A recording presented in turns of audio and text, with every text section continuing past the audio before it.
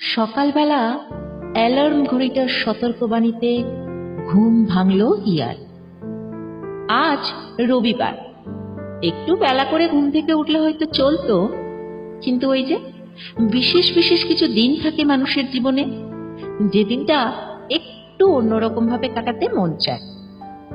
বিছানা ছেড়ে উঠে ক্যালেন্ডারের দিকে তাকালো সে।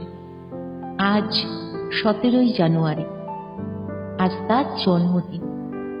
আয়নার সামনে দাঁড়িয়ে নিজেকে নিজেই জানালো হ্যাপি বার্থডে। ফ্রেশ হয়ে সোজা চলে গেল ছাদে। জন্মদিনে নিজের সবচেয়ে প্রিয় জায়গাটায় ঘুরতে যাবে না, তা কি করে হয়? শীতের হিমেল পরশ তার শরীর স্পর্শ করে মনের দরজায় কড়া নাড়ছিল বারবার।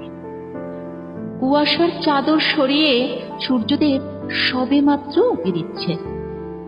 আমার তিলোত্তমার ব্যস্ততা তো কখনো ঘড়ির কাঁটা বা ওই সূর্যদেবের উদিত হওয়ার সাথে নিজের ছন্দ মেলায় না। হঠাৎ একটা পরিচিত কণ্ঠস্বরের আওয়াজ কানে পৌঁছালো। উকি মেরে দেখলো ওই চার মাথার মোড়ের যে চা দোকান, সেখানে তার পাশের বাড়ির নগেনবাবু বন্ধু বান্ধব নিয়ে হাসি ঠাট্টা মেতে উঠেছে।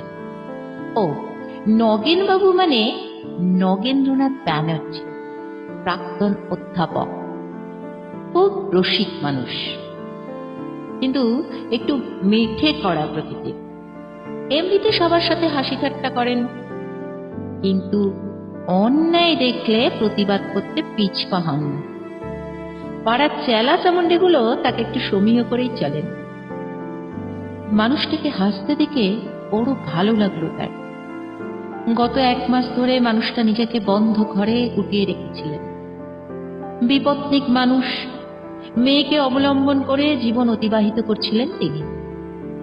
ক্যান্সার আক্রান্ত হয়ে 2 বছর মৃত্যুর সঙ্গে লড়াই করতে করতে ক্লান্ত হয়ে শেষ পর্যন্ত গত মাসে বাবার সাথে তার সমস্ত সম্পর্কের হিসেব নিকেশ চুকিয়ে সে চির শান্তির ঘুমে ঢলে পড়েছে।